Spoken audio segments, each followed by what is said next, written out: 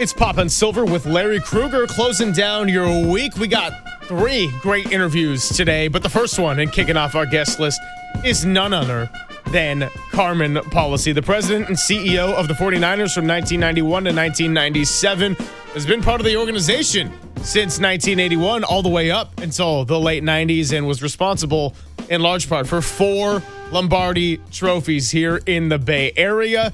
He joins us on the UMA guest line. Carmen, we really appreciate your time. Greg Silver, Larry Krueger, hanging out with you. How's it going today? Going very well, Greg and Larry, and thanks for having me. Thanks for coming on. And Micah Parsons' big move yesterday, and we'll get to your son and his role with Green Bay in just a moment. But it's kind of a full circle moment, I have to imagine, where a lot of comparisons to Charles Haley, that deal getting traded to another NFC team that then became competitive and won a couple of Super Bowls. Just take me back to 1992 and the decision that the organization had to ultimately part ways with the future Hall of Famer in Charles Haley. It was not a secret that he would go to extreme measures to express his displeasure at times, but when you have a player of that talent, you know, you're willing to tolerate it to some degree, and ultimately you decide to deal him to Dallas. Well, it was a very, very difficult time. And, you know, the problem really became unmanageable when violence started entering the scene. And unfortunately, Charles needed help. And when our coach attempted to direct him in the right direction, he actually took it as an insult and the thought that he was saying, you're not mentally fit, and suggesting that you don't belong on the 49ers because you're just not mentally fit to be here. And he just took that personal insult that he created in his own mind, and he became really beyond uncontrollable. He became dangerous. And as a matter of fact, even though after the trade, he found an environment in Dallas that was more acceptable to him and easier for him to function in, there were a lot of problems in Dallas after he went there, and a lot of serious issues after the first year or two. And you know, we were a buttoned up group, the 49ers. We weren't all that loosey-goosey, and, you know, we were kind of watching out for people, but we did things a certain way. And it was just so bad that there was no choice. We had to trade him or cut him. And we didn't dare cut him because then we have no control over where he goes, and you get nothing for him. And the only other party I got interested in the whole deal was Minnesota. And the only thing they would do is a 5th round pick that might develop into a 4th. And that was the most they would give because they thought they might have to cut him if they couldn't handle it. And of course, give them credit, in came Jerry Jones and Jimmy Johnson on the phone at the same time. And they offered a 2nd round pick and a 4th. And when our personnel people and our coaching staff heard that, to them, there was no choice. We had to take what was on the table as opposed to just giving them away. And that really, you have no idea how bad everybody felt that we had to do that, and that it actually worked. It actually had to be done in the way it was because we hated losing Charles. Charles, Carmen, by the way, great to talk to you again. Awesome to have you here today. And, you know, Bill Walsh, Charles Haley was was a guy that Bill Walsh fell in love with. And I can remember seeing the video of Walsh saying to to the cameras, hey, I told our scouting staff, this is Charles Haley in that bright yellow helmet that he wore at James Madison, this is Charles Haley, and he is going to be our defensive end next year. And so Bill was clearly his advocate when he entered the organization. How much do you think that Bill not being there led to Charles's unraveling? I do think Bill would have handled it differently, but I also think that problems that developed around some of the players, like Charles, became part of the problem for Bill not being able to continue after the 1988 Super Bowl. He was worn out, and the Bill that recruited and brought Charles to his peak was not the Bill that was available if he wanted to return in 1989. It just but he would have definitely handled it differently. Another thing that I don't think people realize that disrupted things for Charles, disrupted things greatly, was Plan B and Ronnie Lott being on Plan B and then going to the Raiders. I think that disoriented Charles, and not only did it disorient Charles, I think Ronnie was a key factor in keeping Charles balanced. When I say balanced, I'm talking about for Charles. It may not be balanced for others, but Ronnie was that semblance of control of some sort that offered Charles the opportunity to actually function as a team member. And I think every bit as much as the miscue and misunderstanding that Charles brought out of how the coaching staff was trying to help him was the fact that Ronnie wasn't there, Ronnie Lott. And that doesn't come out very often, but I feel strongly about that. Yeah, I appreciate you sharing all that. And we got Carmen Policy here on the UMA guest line joining us, 49ers president and CEO for 7 years in the 90s. I appreciate you laying out the offers that were on the table when we went back to Charles Haley, right? Dallas, Minnesota, Cowboys made the far more competitive offer. With Micah Parsons getting traded yesterday, there was a lot of talk of why would Dallas deal him to another competitive borderline arch rival within their own conference? And at the time, was there a lot of reluctance to trading Charles Haley to Dallas, even though that was clearly the best package you would get in return? Yes, there was, because don't forget, at the time, we were still on top. I mean, Dallas wasn't Dallas, and they were an up-and-comer, and everybody recognized, okay, they've got Troy Aikman. Okay, they have Michael Irving. Okay, they have Emmitt Smith. Now help me out, guys. 92. They got Emmitt Smith in 91, did they? But anyway, he was there on the team when we traded, if I'm not mistaken. 90. He was there on the team. Yeah. Okay. So he was there on the team. So we saw them emerging as a real contender, no question about it. And we were of the same frame of mind. That turning them over to Dallas is going to make Dallas a better team. But the other hand is here's what you have to remember. He could not remain a 49er. And what were the choices? The choices were a trade or to cut the player. If you cut the player, then you free him up to go anywhere he wants to go.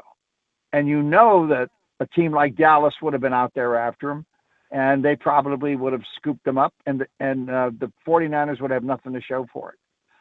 So you really couldn't just cut them. On the other hand, we were hamstrung because all of his antics, not all of them, but some of his antics were pretty well known, and no one was willing to offer anything except for Minnesota, and even that was kind of a situation that I drummed up with the then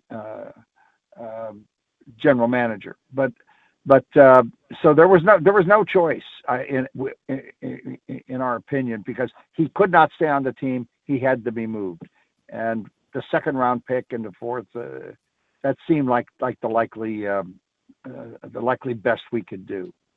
Carmen Policy with us on the Yuma guest line. Carmen, so much of the antics of Haley back in those days are almost football lore. How many of those stories are true? How many of them are fabricated? How many of them are exaggerated? did you witness any of these? Was there anything that you witnessed where you're like, you know what? I know I'm not a dictator here. We make group decisions, but I've seen what I need to see. Did you get to a point where you were like, that's it. I've witnessed this and I can't unsee this? I have. I witnessed a good deal of it, and I witnessed him after some violence in a locker room, smashing glass and bleeding on the floor, and not letting anyone near him to treat him. And I was there in the aftermath of some of the other stuff that occurred within the building, downstairs, amongst the coaching staff and amongst some other players, and crudeness that was just unspeakable. As a matter of fact, I don't know if you gentlemen are watching the Netflix docuseries. Yeah, I have. Okay, on the American team. Yeah. When they interviewed Charles, he said, a lot of really bad stuff is coming out about me out of San Francisco, and it talks about stuff I did and stuff I said and stuff I was always accused of being responsible for. He says about 95% of that is true. Okay, so I would say, that's Charles. He was being honest. Right. I would say that whatever you've heard is true, but there's a lot that you haven't heard. All right, so can we confirm or deny a possible urination on a desk following a trade? That was nothing. That was nothing compared to some of the stuff. Wow. Nothing compared to some of the stuff. Carmen, I got to ask you. It's sad. It's really sad. Yeah. Well, Charles has gotten help since. Heck, he's in the Cowboy Hall of Fame. He's in the Hall of Fame. He's in the Niner Ring of, he's in the Cowboy Ring of Honor, the Niner Hall of Fame. He's made amends and moved on, and we all have. But this is a story that happened, and we're talking about it because of the trade of Parsons to Green Bay and the upheaval in Dallas. Back to your guys' decision making back then. The Niners had some heavyweights in the. Who was the brass? Who was the decision makers? Do you remember sitting around like a conference room there at the facility when you're making the ultimate decision? Was it you, Seifert, McVay, Dwight Clark? Who was in the Niner decision making, triumvirate or whatever back then? Well, first of all, Eddie DeBartolo was sick about it. The only person he was more sick about, or shall we say, parting with, was Joe Montana, and another party was Ronnie Lott. But we didn't think we were parting with Ronnie. We thought that he would go on Plan B to give us cover for a period of time till we brought him back. But when we lost him, we all said to ourselves, "Oh darn! That's not what we intended." Whereas the other, these trades we were party to, of course. So Eddie sat back. He says, "I got to let you." I told him, I says, "It's not sustainable, Eddie. It cannot go on. It cannot continue." I said, "So we only have these other options available." And he says, "All right, I'm leaving it up to you to make the best decision for the franchise." So, and that's where we left it. And we had John McVay, we had Dwight Clark, we had Vinny Serrato, we had the head of scouting, all the coaches, especially the defensive coaches, and we had some good defensive coaches there that who were. One of them was kind of like tried to be a bit of a father to Charles as well. They all agreed, we hate losing him. We hate losing this talent, but we have no choice. And they all agreed that you just can't cut him.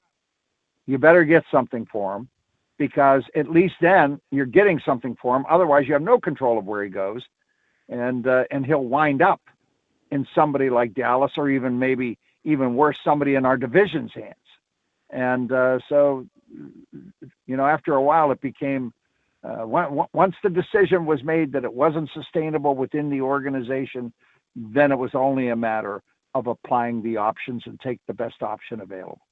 Last couple minutes here with Carmen Policy, and another trade that you had to make the year later in 1993 that was a very difficult one was trading Joe Montana. And I just, it worked out okay, right? Getting Steve Young, another Hall of Famer, winning another Super Bowl. But, at the time and even into today, it's very clear what Joe Montana still means to the Bay Area, and taking a team that had never won at that level and taking them to these unimaginable heights. I mean, what was that like when you account for trading the player and the person, Joe, but also the icon and what he meant to this franchise in this city?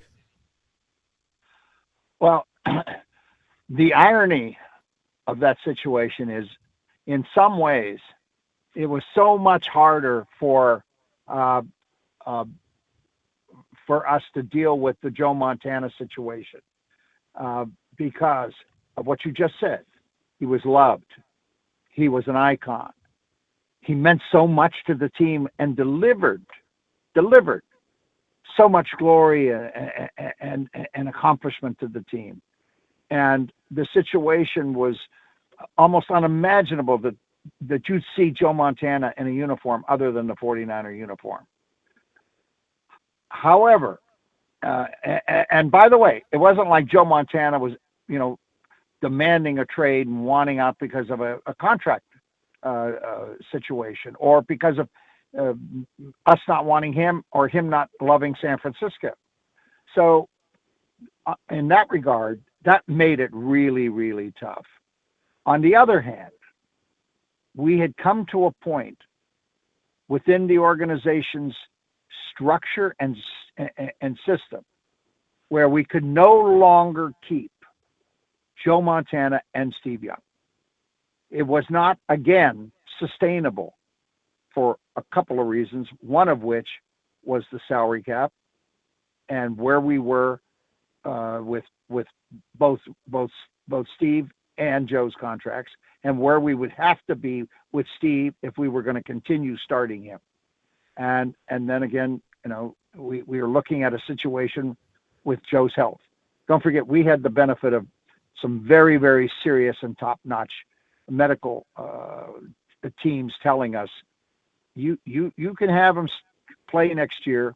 You can probably, if you nurse him, get 12 games out of him for the regular season, and then pray to God that he's healthy for the playoffs. And then who knows, he could win a Super Bowl maybe for you, or he may not even show up for the playoffs. That was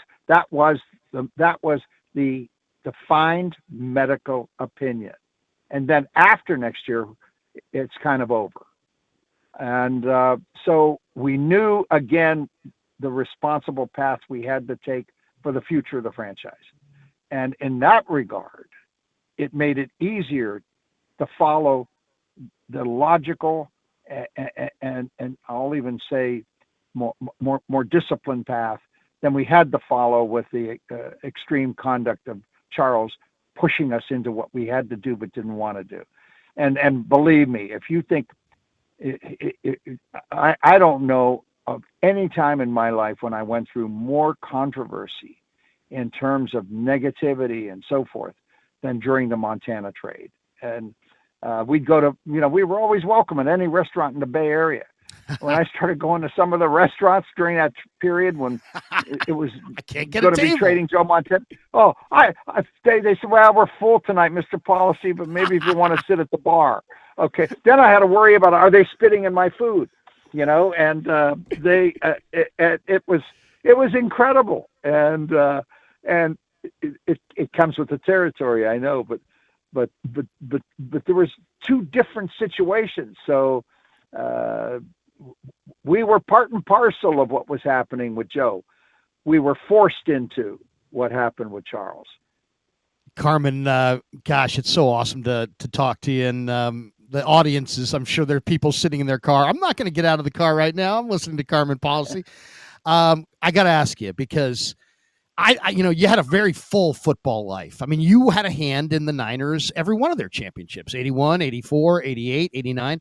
But I got to think 94, because of the Haley trade and because you were the architect in a lot of ways of the 94 49ers, the last Super Bowl championship 49er team that actually, won it all, Lombardi #5.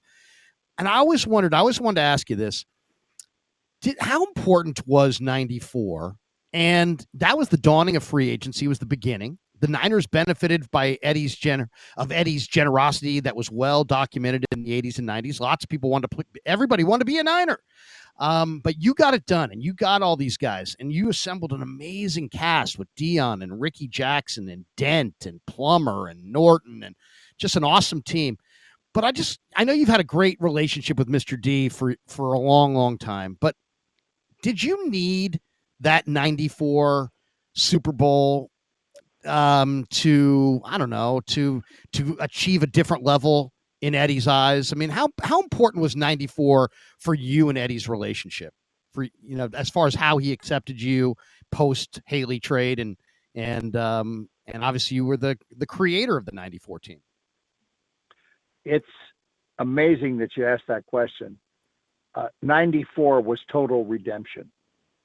And if you have the time, I'll try laying it out as quickly as I can for you. Sure. But we'll make the time. In 93, at the NFC Championship game in Dallas, when Dallas beat us the second time in the conference championship game, Eddie and I are walking to the elevator to go down to the locker room. Just the two of us. And we got on the elevator, and they held the elevator for us. And we were alone in the elevator. And he said, "We cannot let this happen again." And that's all he said. But he said it in a way that you knew that he was right.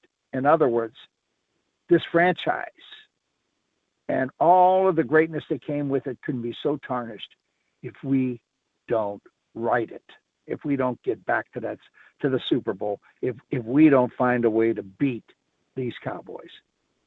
And that spurred everything on. And with the salary cap coming, we had to fight that to keep our veteran nucleus of a team together. We managed to do that. We went out and we did everything we could. We structured contracts, brought in free agents. Ultimately, thank God that Dion made the best business decision of his life, and he came with us. And we gave him all the flexibility in the world he needed. He could play baseball until his team was no longer eligible for playoffs. And we prayed that he would lose every baseball game in September. Okay, prayed. And he did. So we were able to get him in October. And then think about it. All these great players we had on our team, and Steve Young, there he was fighting this godlike image of Joe Montana, which was an image Joe deserved, but Steve had to fight it as he's trying to become the starting quarterback of the San Francisco 49ers. Mm-hmm. And being able to say, okay, Jerry Rice, okay, Steve, okay, all of you great players who are here that we've assembled, let's go get it. And to win it and to beat Dallas, it just doesn't get better than that in life. It just doesn't. And keep in mind, first time ever that a franchise, okay, not only wins Super Bowls, but wins Super Bowls in different eras, wins Super Bowls under different structures in which the league was operating, single owner, but different head coaches and different starting quarterbacks. So that spoke to Eddie and his organization. So it truly was. I hate to say it, but God forbid that we would have had to try to exist without having that 94 Super Bowl inside the trophy case.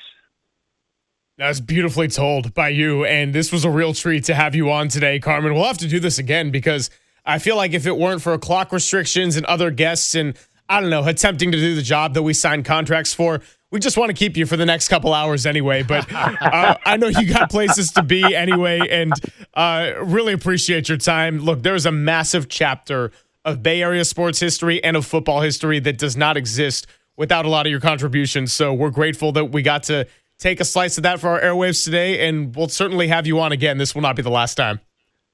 Well, thank you, gentlemen, very much, and good luck to the Niners. I'm feeling a lot better about this season start than last year. Really.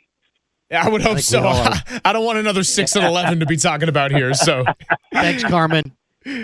Thank you.